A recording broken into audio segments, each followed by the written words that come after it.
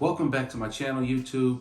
Before we get started, please do me a favor. It costs you nothing, nada, nil, zip. Please do me a favor.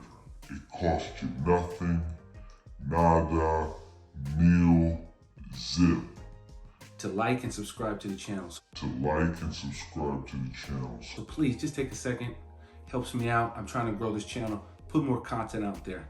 But for those that are new to my channel, I've lived 10 years or more overseas. I am doing a series right now about my experience of life overseas. Right now, we're focused on the United Kingdom.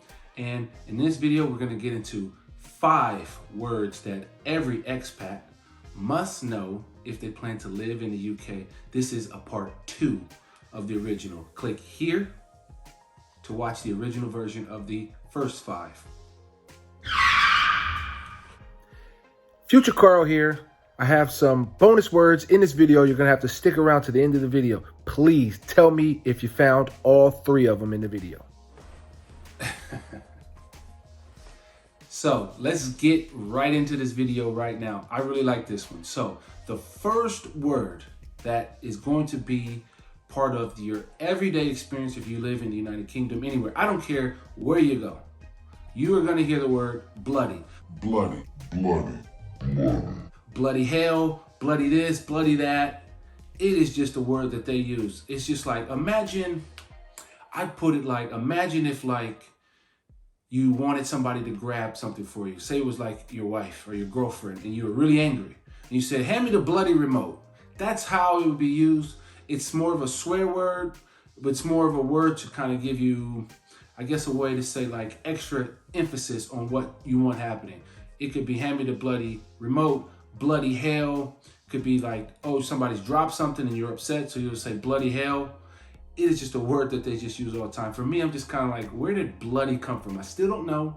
If you know, give me a shout out in the comment section. Tell me, why in the world do UK people use this word bloody? It's just not a word that we use in America. I think the second word that you have to get used to is one that's pretty funny if you ask me. It's kind of like, let me see. It's like a word that, how do I say? You know it when you see it. What is a wanker? Wanker, wanker. Let me see. Here's a prime example of a wanker. That's a wanker. You know it when you see it, okay? It is a word that is gonna be used quite a lot in the UK. Look at the eyes, look at the nasty teeth. Let me zoom in on these teeth. You see these teeth? Look at these teeth. That's the sign of a wanker. Let's zoom out. What is a wanker? In simple terms, this is a person that doesn't have a clue what they're talking about, chats nothing but bullshit. Chat is another word that they use here in the UK. Talks nothing but rubbish. Tries to convince everybody that this person knows what they're talking about. Or the equivalent of somebody at the bar or at a pub who's just disliked by everybody. That mean, grumpy person that you might know around the corner, you know, that's a wanker. This is a clear sign of a wanker. If you see one, avoid it at all costs, especially if you see it out in the wild. It's gonna upset you. And I think we're going to finish up in the spring of 19, effectively with a Norwegian-type deal, which is not what the people of this country voted for, which is not what the people of this country voted for. Well, I have to say that everybody from David Cameron to half this panel say, wouldn't it be terrible if we were like Norway and Switzerland? Really?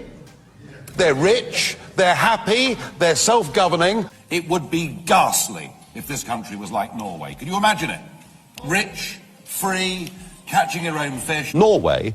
Which then leads me on to the third word, which is a tosser.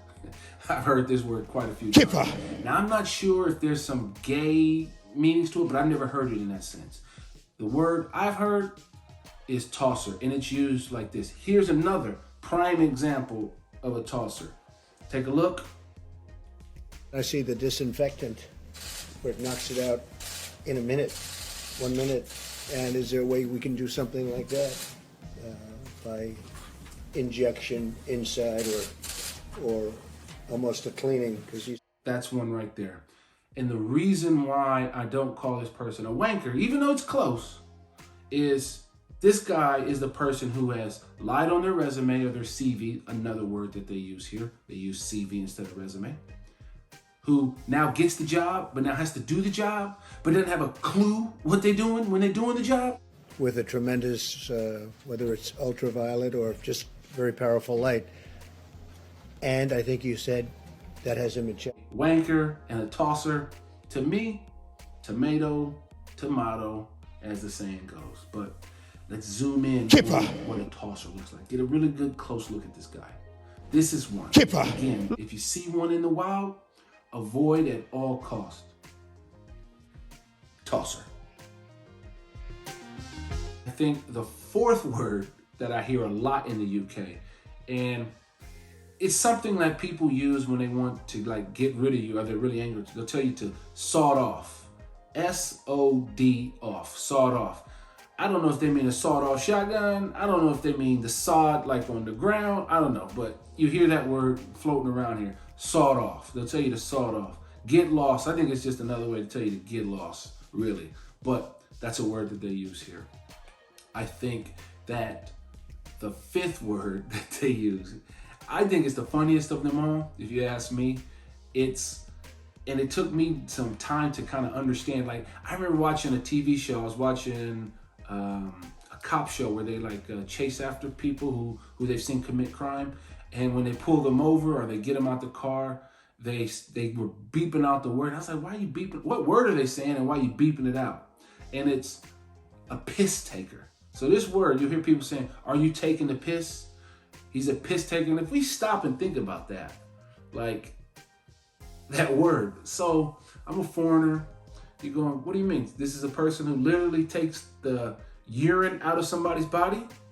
Like, was that a job or something in ancient England, medieval time? I don't know. You tell me. So you have these piss takers, or you're taking the piss. Not only can you be a piss taker, not only can you take the piss, you can be on the piss. I guess on the piss is somebody. Nothing about how I do anything. Whoa!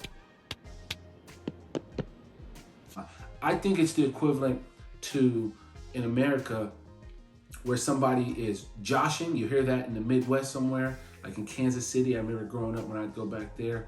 Or taking the mickey, taking the mick. You know, it's somebody like that. But here's an example of a piss taker. Somebody's taking a piss. Imagine you have to start work at 9 o'clock in the morning, but that person always comes in at 9:30. You would look at him and say, he's taking the piss. Because yes, you're being lenient. You might say, okay, I don't care if you come in at 9:05, 9:10. You can come a few minutes late here or there. But if you're always coming in at 9:30 when everybody else has to come in at 9, you're taking the piss. You know, I look at it like somebody saying to me, are you taking the piss? Or somebody's a piss taker. It's like another way of saying, listen, I wasn't born yesterday. I'm no fool. I'm not an idiot. That's the equivalent of taking the piss. It's one of my favorite words. I don't use it, but you'll hear it a lot. You know, taking the piss. I think a bonus word for you here is it's coming home. That is a saying you're going to have to learn while you're here in the UK. If you don't know what that means, stay tuned for the next video and I'll explain what it's coming home means. Well, that's my quick video of 5 words that every expat that comes to the United Kingdom needs to know. These are more swear words, but you need to know them. Thank you.